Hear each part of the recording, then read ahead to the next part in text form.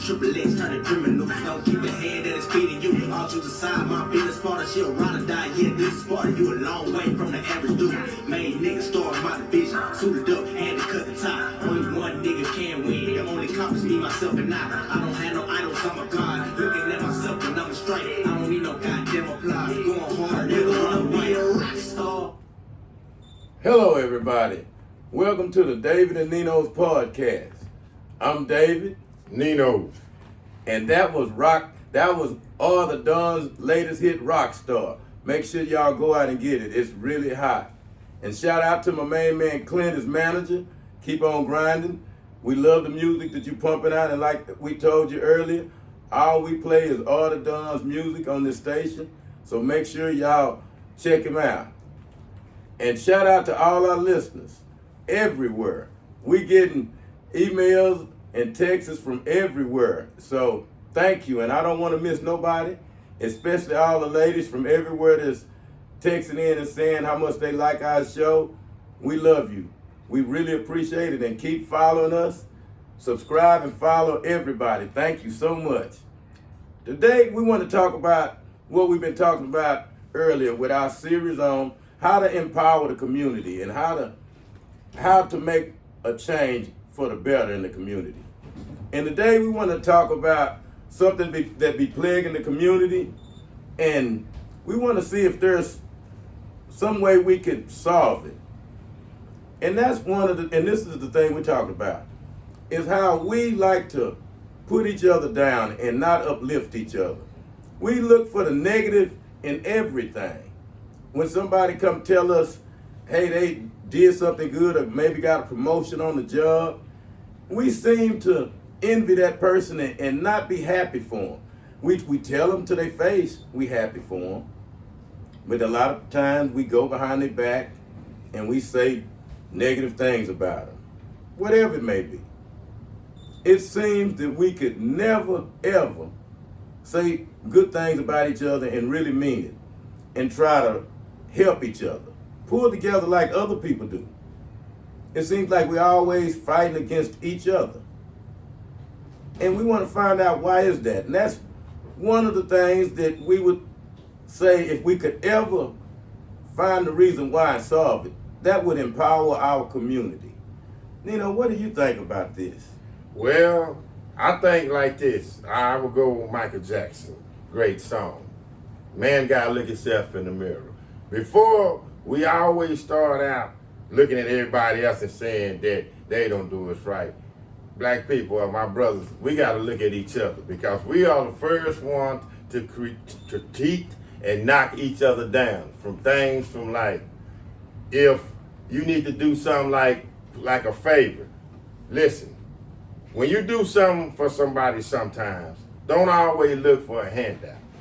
When you see somebody trying to succeed to start out, be real nice and just give them a good, give them something, a good judgment or say something good about them. Don't be like, just because they black or they just a fellow man that, it's all right and everything. Come on, man. We got to stand together with each other and uplift each other and, be proud for each other. I'm solely trying to do that now. I think we all should do that now. You'll be quick to give credit to somebody else, but hey, let's give credit to our own kind, right? Well, why is it that if you have three people and you have an idea about starting a business, and one person out of those three is going to have something negative to say, whether, oh man, they're not going to give us no contracts, or they're not going to give us a loan, or man, we can't do that. That don't make any sense. Why is it that there's always going to be that one person in the group that says it can't be done? Well, David, I think something is like this too, and I could be wrong. I think it's like, say, you get three people, okay? So it doesn't matter who had the idea first. It doesn't matter out of the three people. Everybody doesn't have to be, out of the three people, somebody has to take the lead.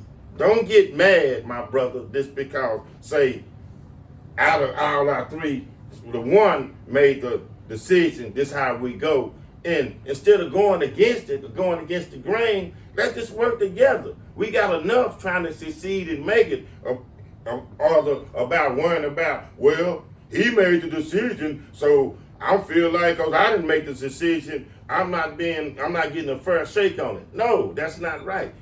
Let's work together, band together. It doesn't make a difference who made it.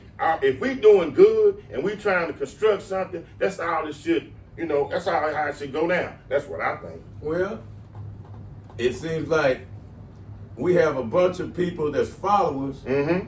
and then when somebody come up with an idea, Mm-hmm. they all want to become leaders. Mm-hmm. Yeah. They all want to become leaders. A bunch of followers want to become leaders when they was doing nothing in the beginning.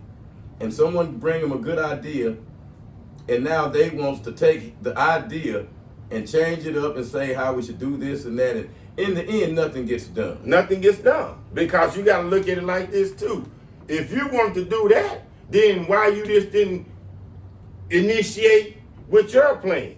Hey man, listen, I have seen it so many times. And that's what us as black people do.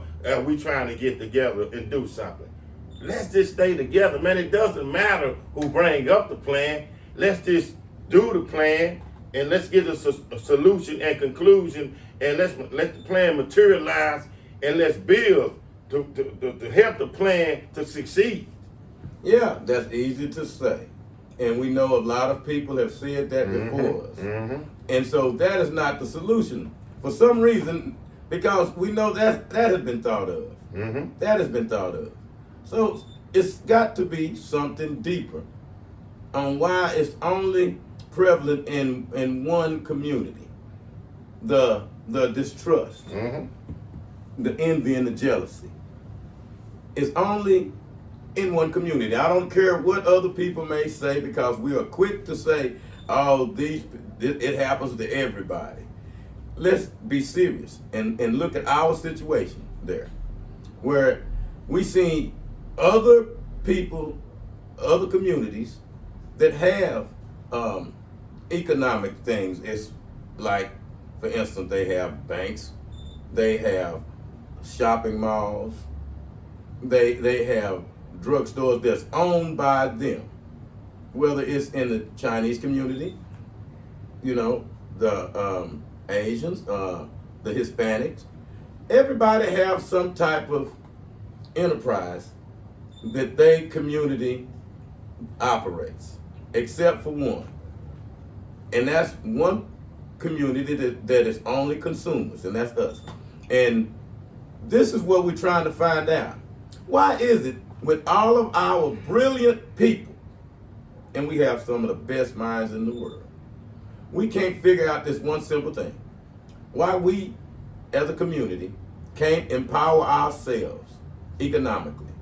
And that's where we're at, Nino. Well, you know what I think too, David, just like you said, because you have the other races or creeds that's doing it. And I think what it is when the other races or creed, this is what they'll do that I think we do not do. Even if they start from the bottom, and even if, say, you got the head working, and then the people that's underneath the head is probably a little, maybe not all with it, or a little slow getting it, or just trying to ease themselves into what the formula gonna be. I think they give them time, and they don't just straight up like, okay, well, cause you not, if you're not getting it right now, then they quit to badger them and knock them down. And I think that's one thing we do as our own race creed. If somebody's leading, and like you not you with it, and just because they don't get it like you get it, give them time, man. Everything is just not gonna fall in place just because how you see it fall in place. They gonna fall in place. Work with it. I think that's some of it why the other races and creed kind of make it too, because they'll be a little bit more patient, and they just not quick to jump out board on what they trying to construct and form. Well, I believe, and I agree with you on all of that, Nino. And that's easy said for us to do. Mm-hmm. It's easy said than done. Now, One of the things Booker T. Washington wrote about is crabs in a barrel. That's it. And he said it because of the race where one person trying to get out, the other ones will pull him down. Will keep pulling you down. Crabs in the barrel. You're not gonna get out because someone below you is gonna keep pulling you down, no matter what. Whether it's for advancement or whatever. And he see that in our race, and he wrote about it. And that's where we hear that phrase coming from. And that stems from something deeper, I believe. Because we can see all of this and we can say what we need to do, but we don't do it. We don't do it. We don't trust each other for whatever reason.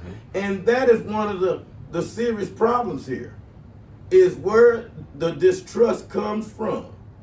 Why is it that we can smile in each other's face and stab them in their back? We will do our best friends that way. We want what our people have. If we see somebody have a new car, and the first thing they're gonna say, boy, I know they're gonna end up losing it. They got a lot of bills. It ain't gonna be no, but we happy for you. We ain't gonna never say that. Not and truly mean it. Oh, I get it what you're saying too, David. I don't mean to cut you out. I see what you're saying. Instead of being proud, and they're gonna put on that happy face, but all inside, boy, I wish they lose it. I wish they fail at this. And that's really sad though. That's sad, man, because come on, man, I'm just saying, you should be happy for that. That should motivate you. If that's your friend and they doing it, whether it's man or woman, why they can't motivate you to do the same thing instead of wanting to come with the hatred of, oh, inside, I'm really hoping they don't make it, but outside, I'm going to smile in their face just like a little snake. Well, it's easy to sit on here and say, we should love one another. That's easy to say. And we always say that. We'll always say it. In the churches, we're going to say, oh, we all about love and forgiveness and everything. As soon as we leave church, we talk about the next church member. Even in everyday life, we do the same thing. Not everybody now, but the ones that do this, you know what I'm talking about. You know what I'm talking about. So now we want to really find out, why is it? Why do we pit each other, one of us against the other? Why do we do that? And where did it start that make it to where we continually do it? We don't want our people to make it, and we say we do. Now there's times when we all come together. We'll all come together if someone has been done wrong and someone calls you the N-word, boy, and then we unite like there's nothing, we all united if that happened. But when it comes to us uniting on our own about causes that means a lot to us, and I mean empowering our community, getting rid of the drugs in the community, okay? Stop the teen pregnancies in the communities, things that plague us, and truly vote to issues that truly concern us. If we look at, for instance, the Planned Parenthood situation, what is that truly meant for? That we'll look at that and we'll take issues and divide us when that issue should unite us. That we should not support killing any babies. Okay, well, David, let me ask you this then.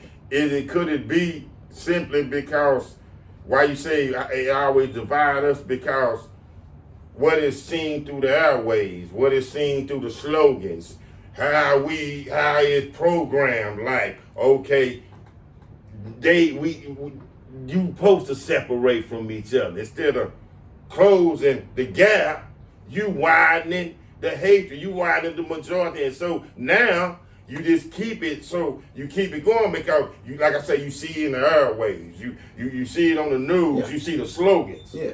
And then the government give you assistance for not having the man around. Furthermore, dividing us. Furthermore, deepening the resentment for one another. to where we're gonna constantly say black men ain't no good. They don't take care of their kids. Mm-hmm. And we're gonna put it on the airwaves, like Nino said. We're gonna put it on the airwaves, and we're gonna show this at this event, and we're gonna show this mother with her son, Mm-hmm. and no man, and then we're gonna show another family together, a father, mother, and a son of a different race, and they're gonna show it, and everybody's having a good time at the game. And the symbolism is everything. A picture's worth 1,000 words, and when you see it, you see that black person with that single mother, and most of the times it is a single mother, never the single father with the kid, and which further divides us, where there's the trust issue with the man and the woman, and there starts the big divide, and that's why we don't trust each other. That's why we can see, we have a lot of the envy and hatred toward each other. It's something that was systematically done over the years, Nino. Because they'll give great props to the woman, single mother, government assistance, long as the man is pushed out. As long as the man is pushed out, and that's the key, and that's why there is no unity. There's only animosity. Mm-hmm. You have women that's spiteful.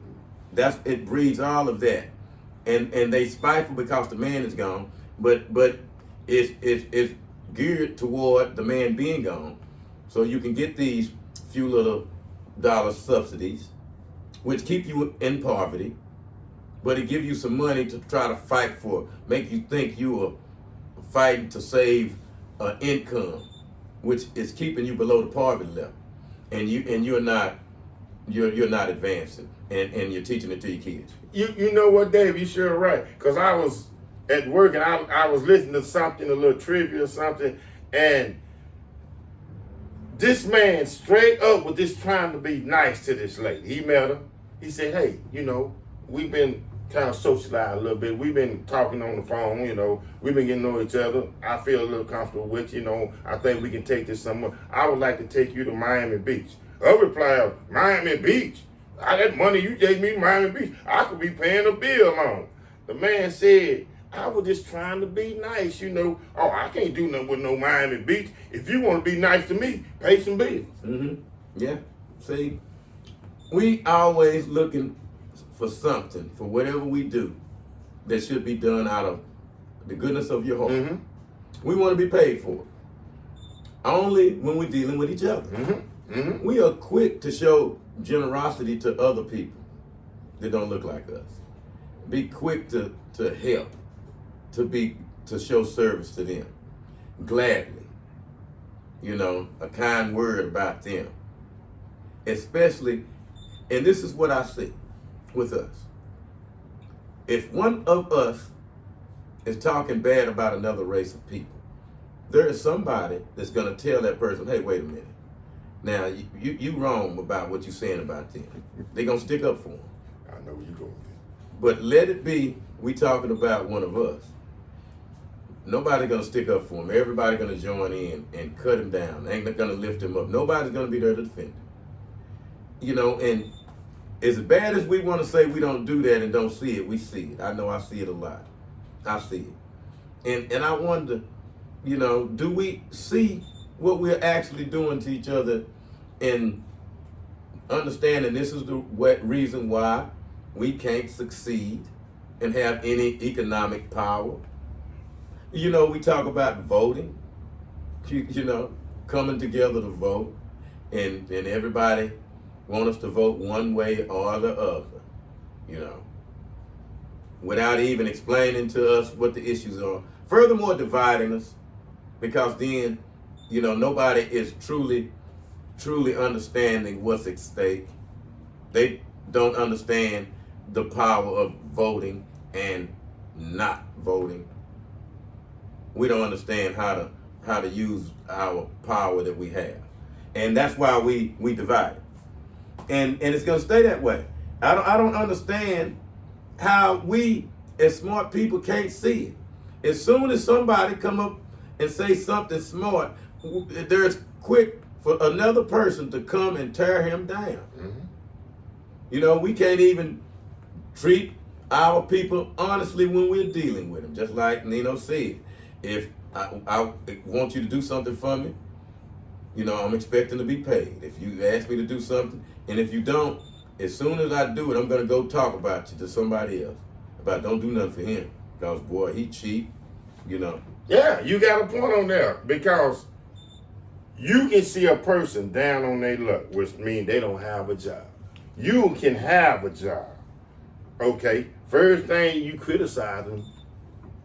If you got a job and then that person says, okay, man, I'm unemployed, help me out.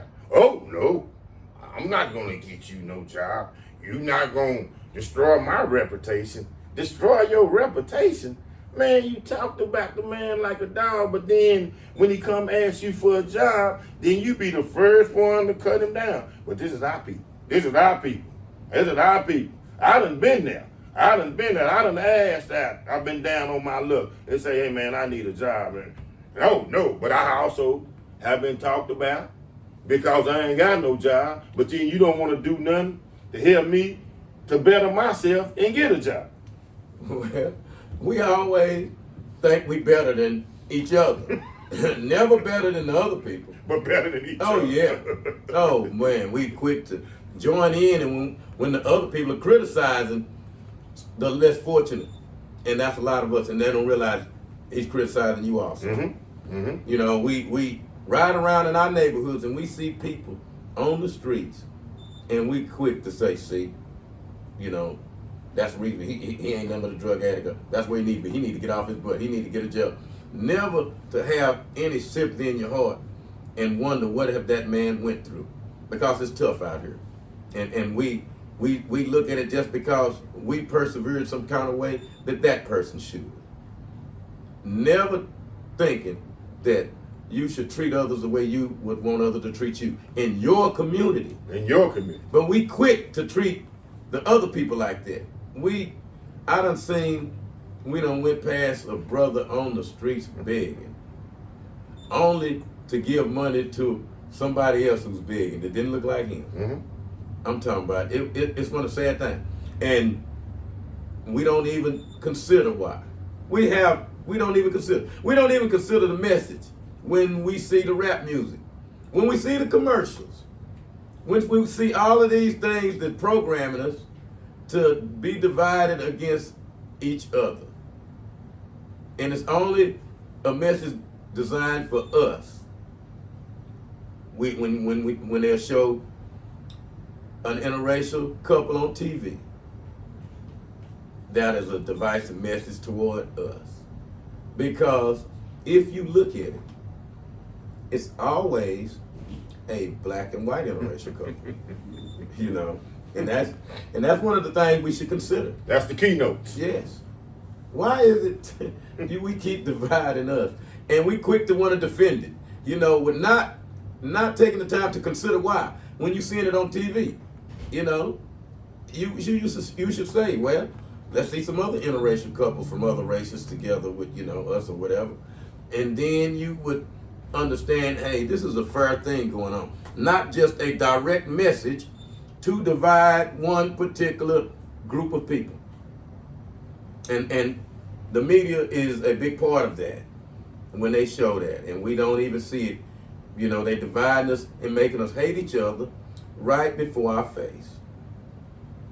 When they ask you to support something that would adversely affect your community and put up talking points saying that a woman should have the right to choose, because what if someone assaulted her and her life is in danger, and all of these scare tactics, just to say you were right, just to open up Planned Parenthood in all of our communities. It's, you know, and we don't consider. David, you know what I have seen? I have seen a supervisor that say he's of our descent. I have seen another worker that's of our descent, and then I have seen another worker that's of the Latino descent. The worker that's of our descent came to work every day, was on time, would work overtime, would do extra, would do everything beyond. The worker of the Latino descent would come in, have an excuse, was a pretty good worker, but I'm gonna be point blank. The worker of our kind was really fulfilling her obligation for the job. When it came up to, I need to make a decision who's gonna be my lead, the worker, the lead man that was our kind, picked the Latino descent with a heartbeat. Were you surprised? No. Okay. No. Now, but here's the thing. Why is that? And I guarantee he had a plethora of reasons why he didn't pick the black guy. And he's black. And this was Well, it was black. It was really two black ladies. But yeah. Okay. Same thing. I mean, it was a black lady and a Latino lady. My bad. I'm sorry. Okay. Yeah. And the black lady picked the Latino lady. Yeah. Black. Yeah. Well, now let me straighten this out. The lead was a black man. Yes. Okay. Then it's a black lady. Then it's a Latino lady. But the lead black, the black man that was a big boss picked the Latino lady. Right. Now let me clarify that. Okay. Well, and he understood what was going on because he was trying to save his job. You know, we would never ever try to show favoritism toward our own people. Oh, no way we would ever do that. That's too much for right. That's too much. Right. Yeah. Other folks gonna show favoritism. We better not show favoritism and come up with a million reasons why we can't do that, which is so ridiculous. And we don't see that either. You know, until, like you say, when we have an election and we say, hey, this person's black and we all need to vote for him. Wow. And then, boy, wow. And if you don't join the crowd and do what they say, you're an outcast. Something wrong with you now. You see how it's, you know, we so much divided and so many stumbling blocks in front of us and we not recognizing them. And that's the problem. Until you recognize who you are and the power that you possess and the knowledge you possess, if you open your mind, then you would change everything. The way you operate, the way you look at things, including the political system. You would then know how to use your economic power and your political power, which we as a race, we have a lot of that. But we don't use it right. And which further divides us. You know, you'll have the guys, the people that talking on the line where I'm talking, and then you have the other line of people saying, nope, that ain't what we need to do. We fought for the right to vote. And that's a big joke there too. But then they'll say, that means you better vote every chance you get. Let your voice be heard. Well, the best way for your voice to be heard is to silence it. Let those voices go unheard. Let the masses know, why are these voices silent? Why are these millions of voices silent now? What do we need to do to get these millions of people back? What's going on here? Then we can put forth an agenda. But again, it goes back to being divided. Yeah, you're right, David, because even when you think about, and I'm going to use an example, even when you think about you approach a person or you see a person, you more leery of that silent person than that person that's loud now. Exactly. Because you don't know what this be. Exactly, but we don't understand that when we're dealing in matters like this, where we're trying to prove a point. We think that marching proves that point. You know, we're going to put together a coalition and we're going to march and we're going to stand out there and hope we get some TV coverage. And then, we showed them. What did you show them? Nothing. The time you show them is the time when it counts the most to them. And that's during elections. That's when you show them. Do you know They keep count of how many people voted in every election, and each ethnic group of people, what the percentages were of that particular group of people voting. And they say how many, what percentage of the population that we make up. And they underinflate those numbers. They're a lot bigger than what they would tell you. Let's get that straight. They're going to downplay the size of our population. That's why, if you were to make those voices be silent, then that size of the population will be known. But as long as they're in control of it by, well, this many people, that many people voted, they could make those numbers whatever they want. Even if it is a larger number, they can report it being a smaller number, knowing that they did get the total number they wanted and got the outcome they wanted. But they would downplay how many of us voted. So, if we were to take that away from them, that would bring the truth out, which would bring the people out to want to know what's going on. What can we do for black people? You see, we have to think along those lines. We got to say no to these videos. The videos pit us against one another. That makes us want to strive for the flash money, the jewelry, make the women want to show their bodies and lower their worth, not make them realize who they truly are. You know, you don't see these videos nowhere else but in black people songs, whether it be R&B, rap, or whatever. These types of messages are only geared to our community, you know. And to give a little follow-up on it, most of all the participants in there, the black rapper, the black woman, if it's a business or something going, basically the stereotype of the black period. Like I say, ain't too much really you see of nothing else or another races. It's straight up blacks. And then I have to go your question that you always say, only seem like it seems in our race or whatever. But I want to bring up another point too. This what gets me too about our race, where I think we always knock down each other. And I know everybody always gonna say nothing ain't free. But why do we always got to be straight out?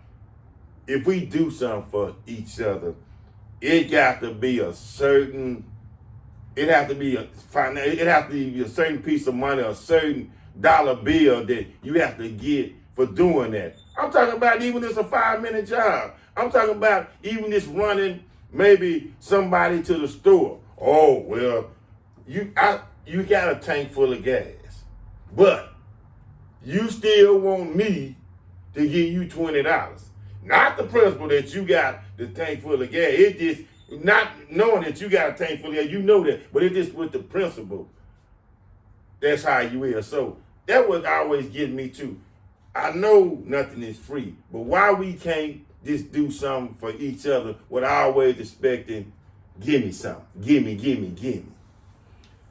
Well, because a lot of times, because we don't have much. And this is what we got to start looking at. You know, the reason why we doing this, instead of hating, mad at the person because they doing it. And that's what we mean by hating your neighbor, and you should love your enemy. That person that's doing this to you, of your own race, is basically your enemy in your head because of how he's treating you. But you're supposed to love this person. And you got to understand why this person have this envy in him, you know, have this greed of wanting money. You say, you know, people in our community don't want to do nothing unless you got some financial gain behind it. Mm-hmm. Mm-hmm. Well, why is that? Because we don't have money. We don't have money. A lot of people, it ain't like a lot of times these people have money. And I know a lot of times the person that says that has money. But it's because of the lack of having money and not growing up with money and understanding money, and knowing how hard it is to come by, knowing that taking you over here is going to take away from some gas that I may need to do this. Need later. You know. See, we don't never look at a lot of those things. You know, we mad at the person because it truly is a hatred for, amongst each other involved there. But when you look deeper to why this person is doing it, he have no idea why. You know, this was brought on by a conversation we had with one of our dear friends, and it stemmed from a young man who was trying to make it, doing something positive, and we were all happy for him. Everybody that saw this young man trying to do something positive, and we was like, we glad he's doing that instead of doing something negative out on the streets. And one of our older friends who we respected came in and saw it as the young man was doing his community work, and he was proud of what he was doing, and earning a living, legitimately trying to make it in something that he believed in. And everybody who saw it, about 5 people saw it and was just so happy, and the response was positive. And one person saw it, and he tore him down. He was just so negative about everything that it was unanimous that the boy was trying, that he, was showing great effort, and everybody was proud of him because we knew where he came from and the struggles that he went through. And knowing this man cut him down. Cut him down, Nino. You remember? Shot him down without even, I'm talking about it was a rebel with a cause how he shot him down. Didn't want to listen, didn't want to take no kind of, didn't want to listen, didn't want to take no kind of consideration. And this man, that I'm saying, we talking about the one that's doing the right thing, he has talent. He was doing his thing. But he was so constructive, the one that cut him down with this, like, I don't care what y'all say. I don't care what the other people say. And what was so funny, that before we did all of this man had praised somebody from another race on something similar to this. Something similar to this. And it didn't even have the heartfelt meaning that this had. But it was somebody from another race. And he had nothing but accolades. And he came up with a million reasons why this person, what he was doing, was ridiculous. It didn't make any sense to him. And every other negative thing that you could possibly say about his own race. About his own race.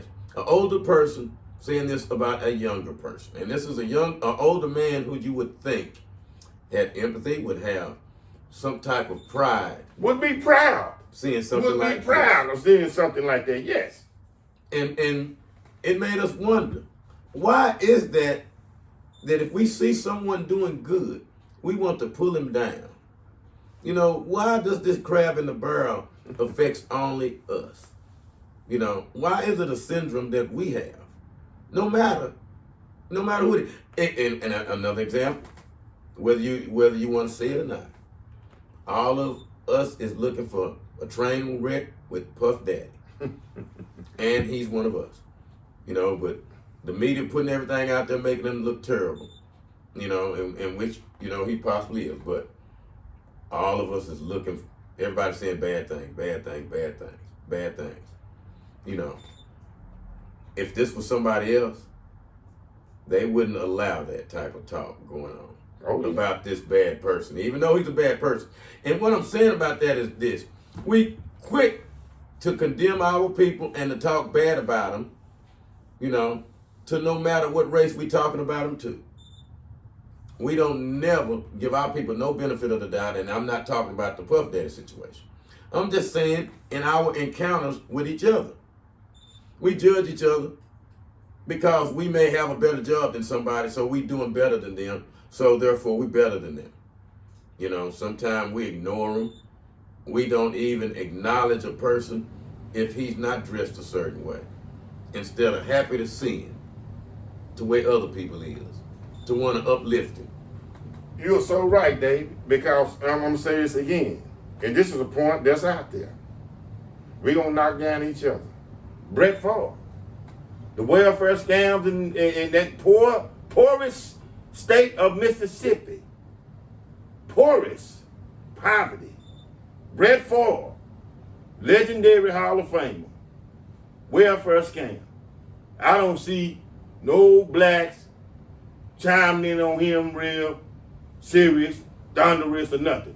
I ain't seen Stephen A. Smith. Maybe I missed him or say nothing about it. And then, this is the kicker.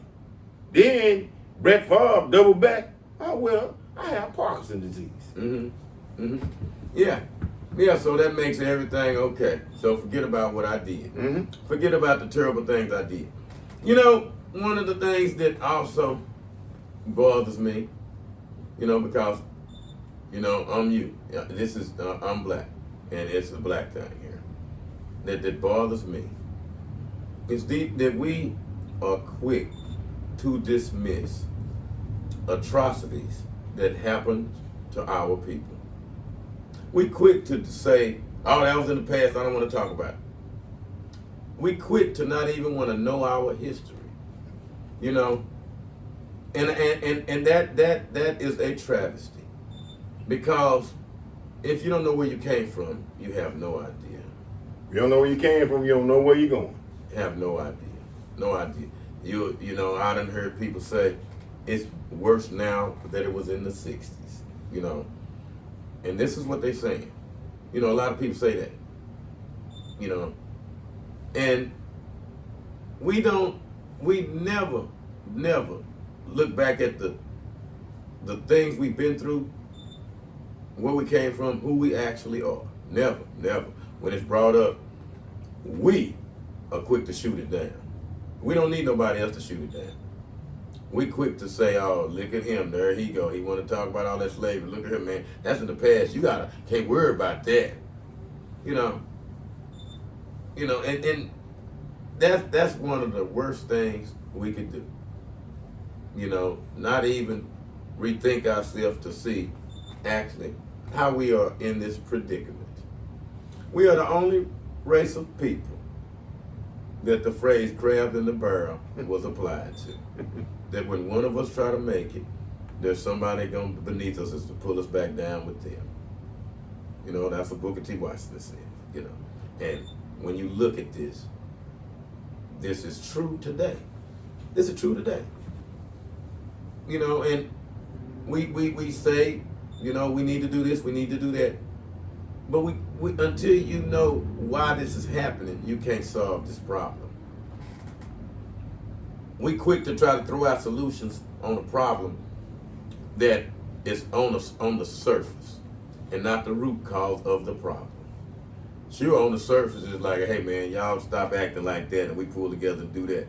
When in all actuality, it's rooted deep inside of me, and I'm not gonna tell you, but I can't stand you. I ain't trying to help you. We heard this man straight say, I ain't trying to help now, black person. Yes. You know, he used another word instead of black person. But in the heat of his comment, he said that I ain't trying to help now, black person. He didn't say I'm not trying to help nobody. He specified on who he wasn't trying to help, without him realizing what he actually said. He didn't realize it. But that's how he felt in his heart.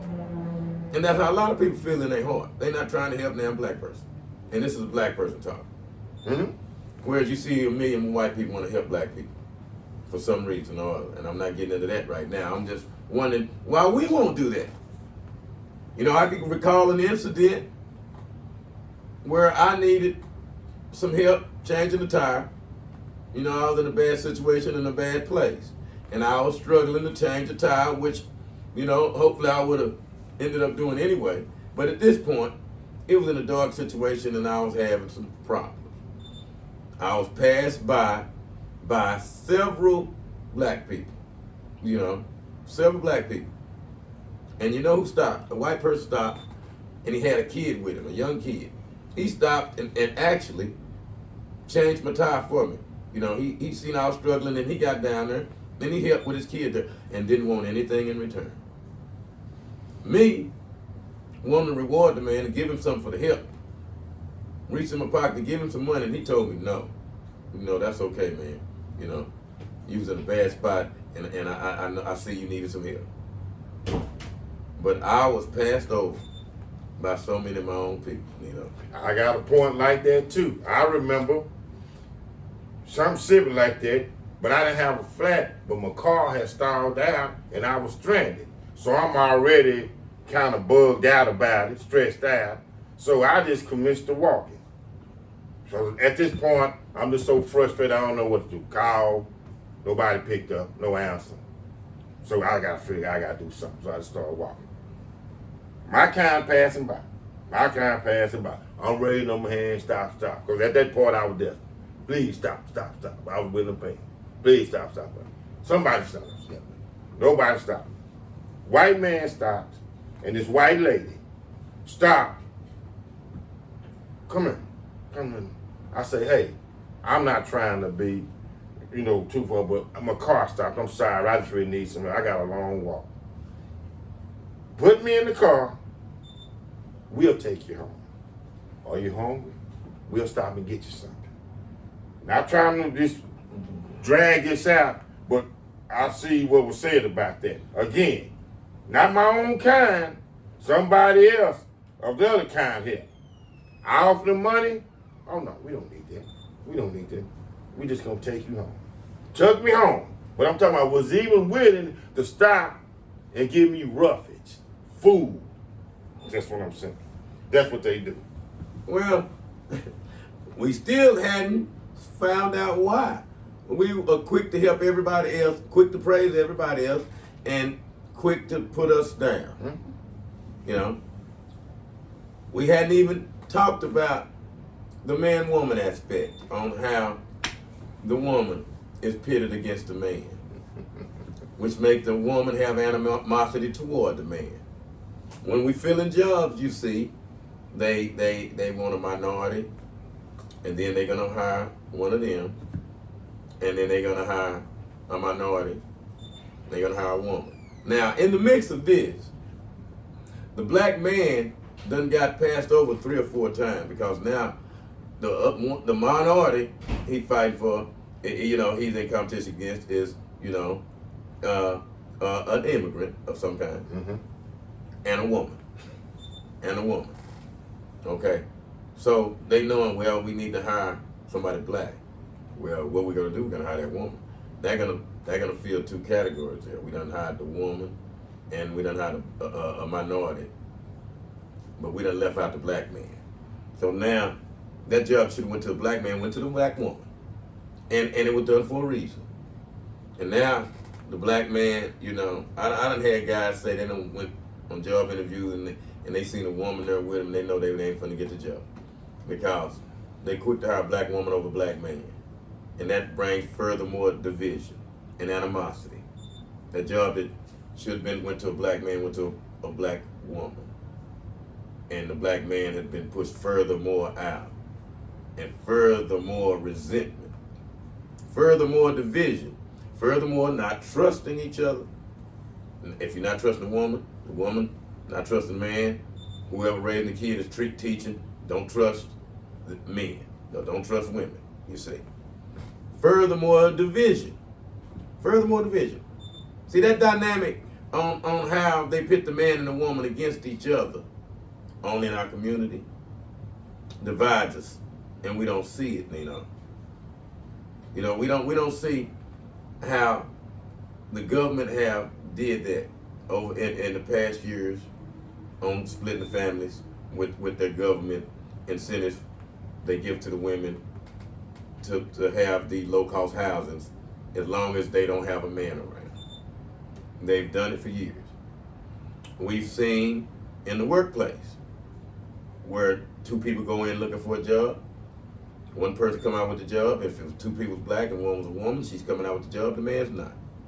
So You just saying it so smooth, but really be saying the hatred a lot of times ain't this the black people, period. It's the black man. Yeah. There is the person who is the hunted with the X on his back. It's the black male. Remember, when we first heard of abortions, it was in the Bible, when it was instructed to kill the firstborn male. This was in the Bible and everyone knows it. They didn't say kill the woman. They wanted to kill the male. So who you think the target is on? The target was on the male then, and the target is on the male now. That is why the black man won't be empowered. You know, we got to keep him down. And if we empower the woman, that takes away from the man, because that gives the woman a big head, and then the man, if he ain't making what I'm making, he can't measure up, it's this, it's that. You know, her mouth is running, the man is gone. You know, she's independent all by herself with no man, or most likely she ended up with another man from another race. And we know this. And then she got all the reasons why she's not with the black man. He's not intellectual enough. He don't make enough money. He this, he that. Don't know. These very people who uplifted you destroyed him. And you don't see it. You don't see it.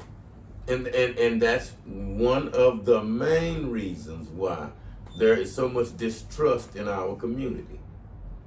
You know, if you have the woman like that, you know, she's gonna teach that.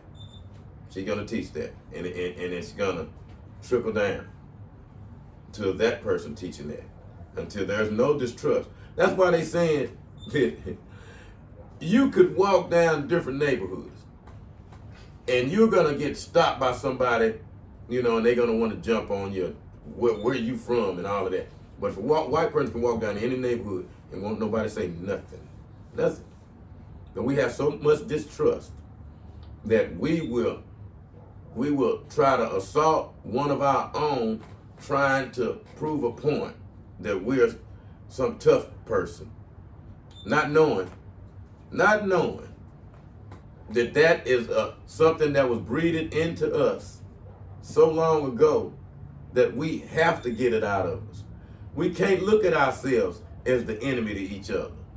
And that's what it's all about. It's right before our face when he say you love your enemy. We don't see. We are the enemy we talking about. We can't stand each other. And that should let you know. If you can't stand somebody, that's your enemy. But this person is your brother. You can't, do you know? And I hate to keep rambling on about it, but you do it. The other races sit back and laugh at us. Something so elementary as this. This is very elementary, and we don't see it. And that's what's funny to them. They saying you can look at a neighborhood, and if it's a neighborhood and you have some Hispanics in the neighborhood, and it could be a lot of Hispanics in one house, and they get along perfectly.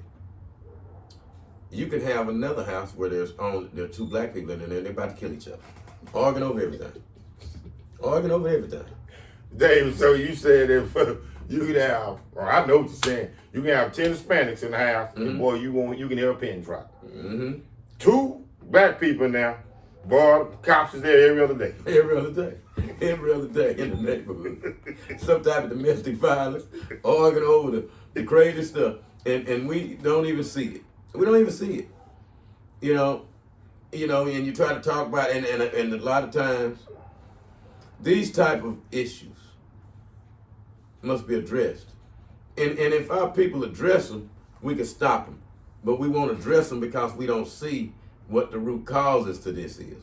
And that's what we would talk about on this podcast, about how to empower your neighborhood.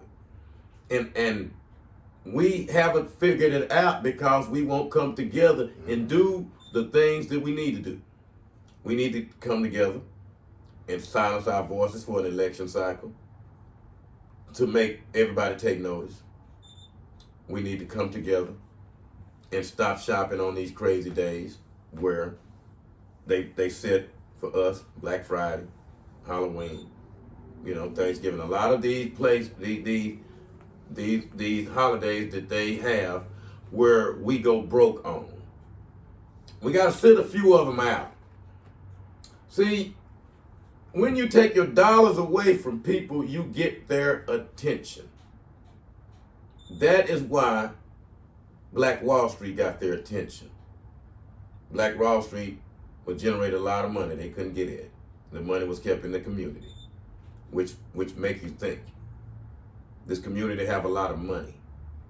If we use our money wisely as a community, then we can get people to take notice. But that is the main reason why they keep you divided. Because money makes this world go around. This one goes around. Not everyone.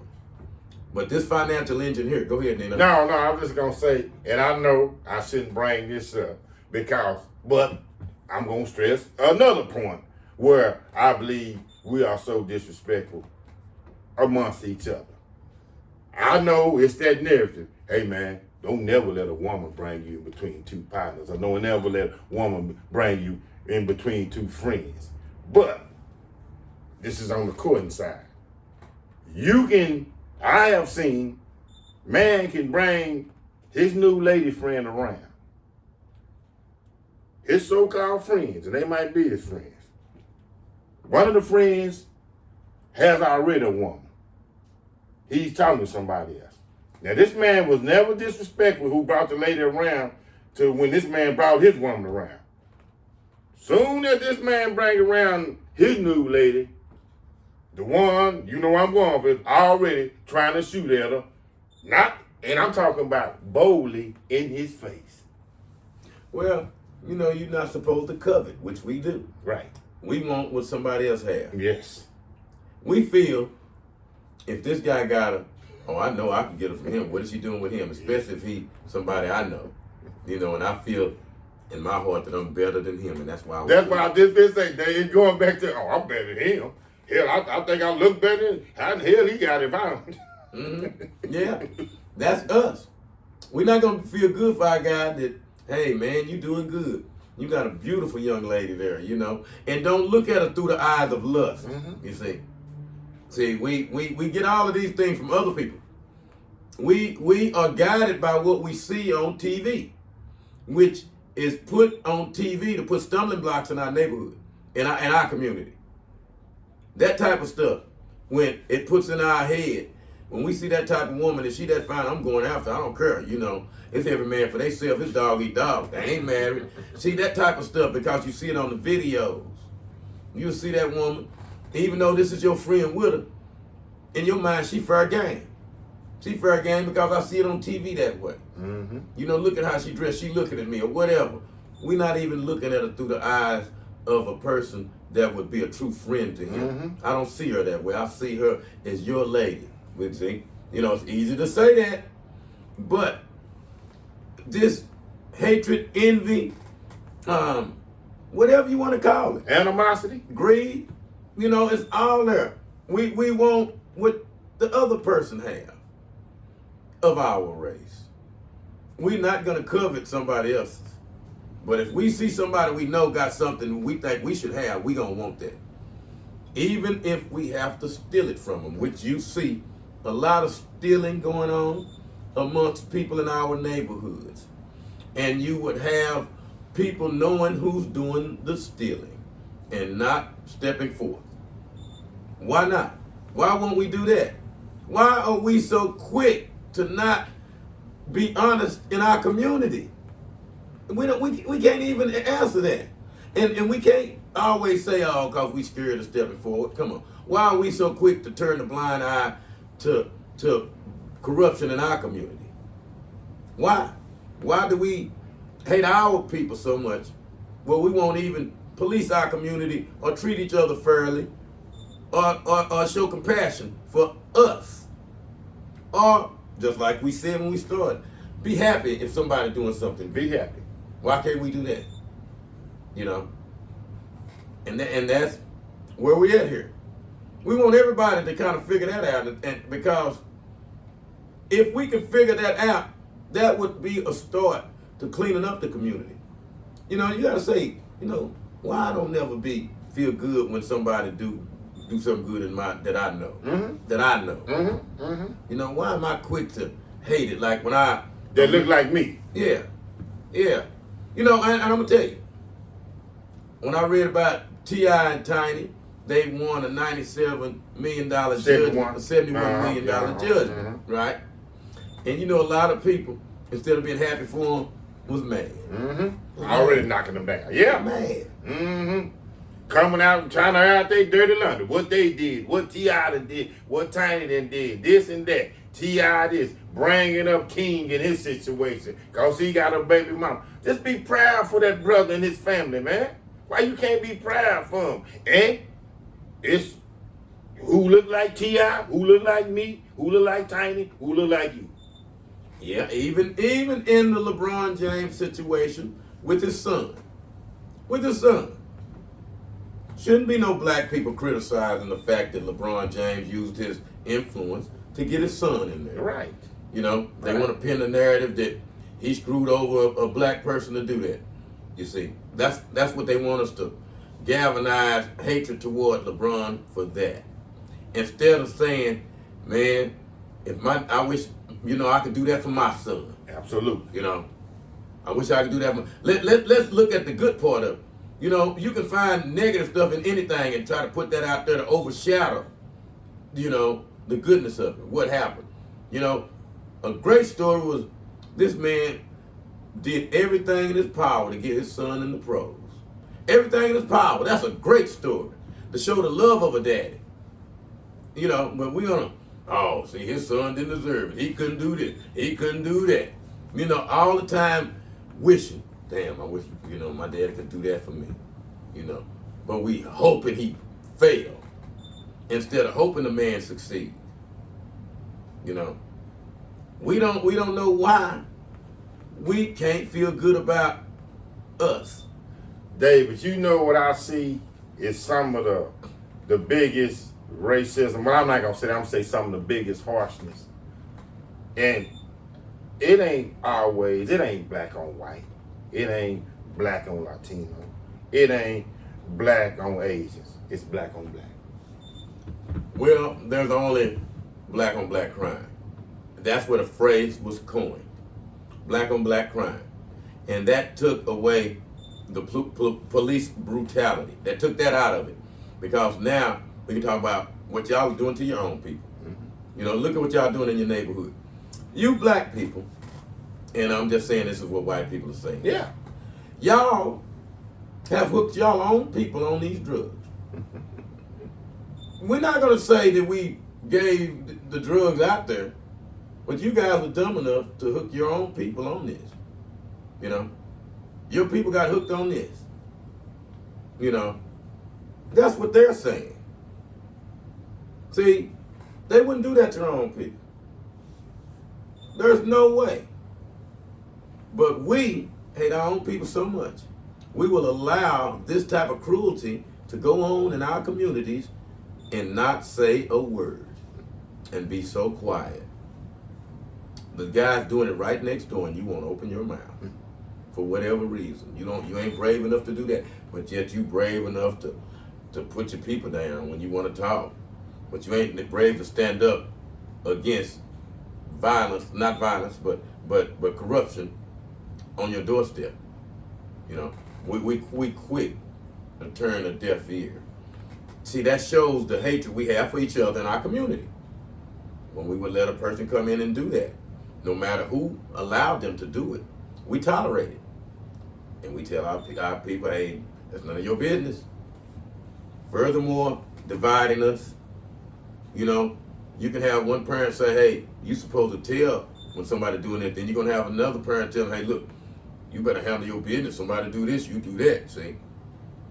Nobody doing the right thing, which is the right thing. You tell the authorities, which other races would do. That is what police is for. I'm going to tell the authorities. I'm going to tell it. See, we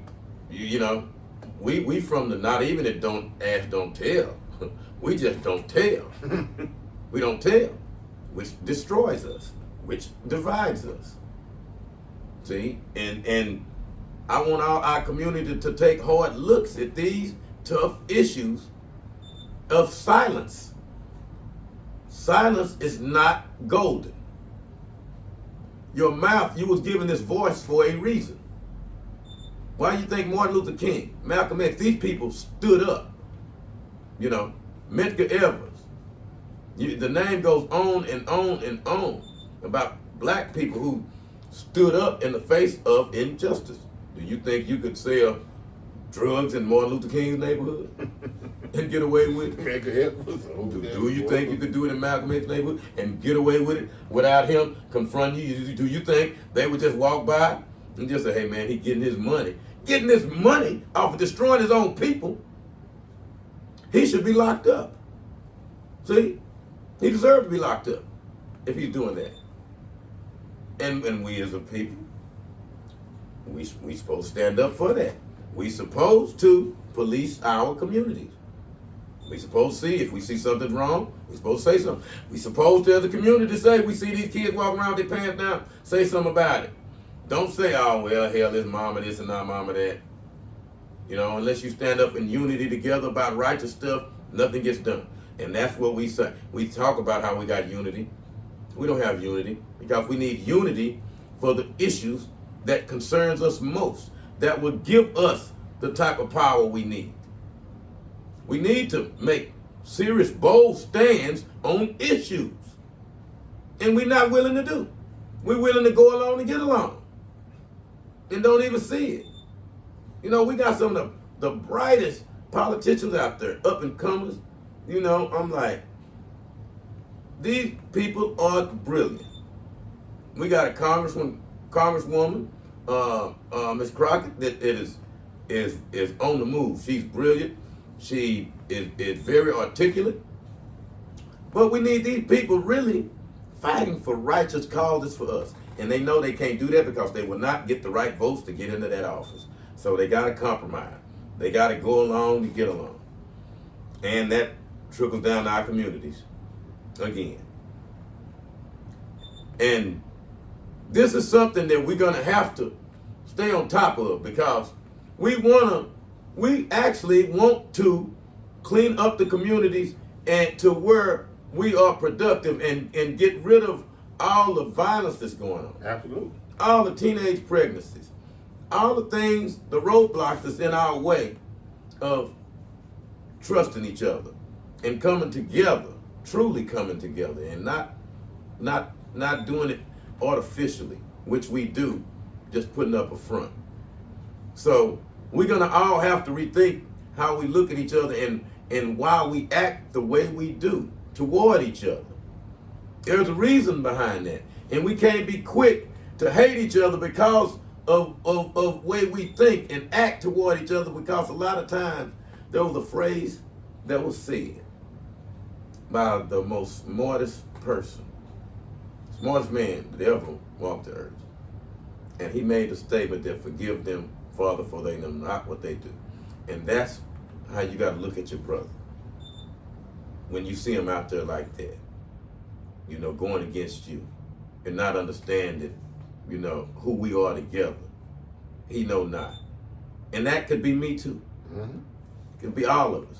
But we got to always realize that we are in this together as a race, and until we all save together, nobody's saved. Because we are a force. We are a force.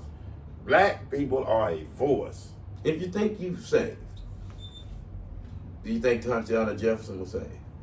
Rodney King, the person who that had the knee on the neck. George Floyd. George Floyd. Mm-hmm. You know, the list goes on and on. Mm-hmm. The names are so numerous, I can't even remember them all. Mm-hmm. But this was happening to God-fearing people. Tamir Rice. All of these people Tamir Rice. did nothing. Innocent girl, you know, was totally assaulted and destroyed by someone so vicious and evil. When you call that person for help, you see how things like that can happen to the most meekest of people. And I'm still reeling off Miss Sonia Massey. And that's what I'm we still talking about. reeling off her. That's what we I'm talking still about. reeling off her. And we have no might in our hands to do anything about that. But we quick to hate on each other, to hate each other, to victimize each other, and still don't understand who we are and who is against us and how we got to come together.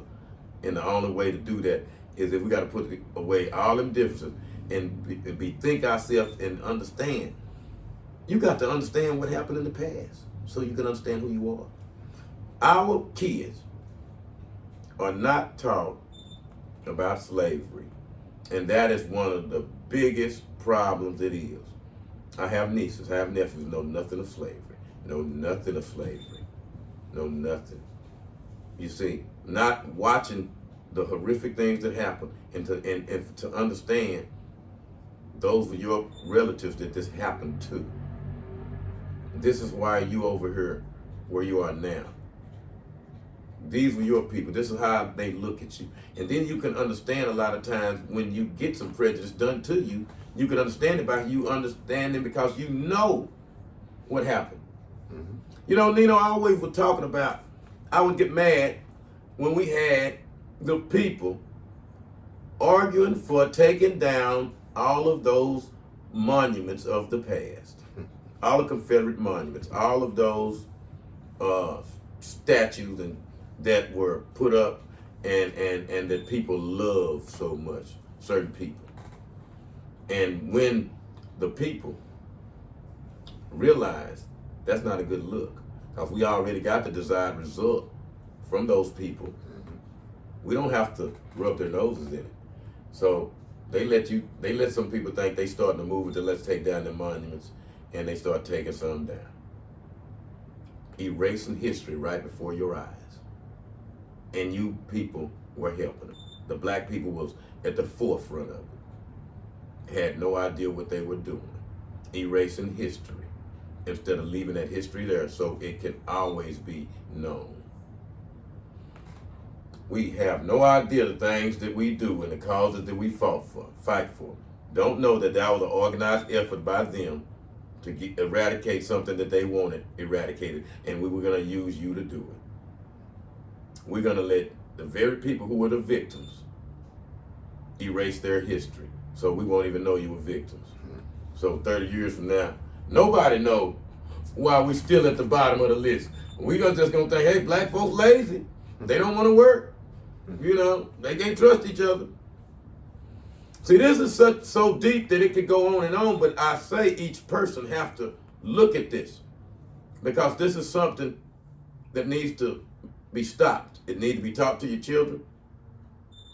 If you're not teaching them where we came from, we would not know why we don't trust each other. You would not know the different things that were put in place for us not to trust each other. But we're afraid to teach the truth, Nino. Mm-hmm. We're afraid to teach our people the truth. And that's why we are on the bottom.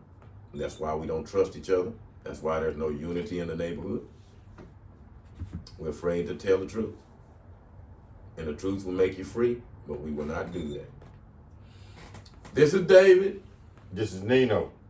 Tune in again to another episode of the David and Nino's podcast.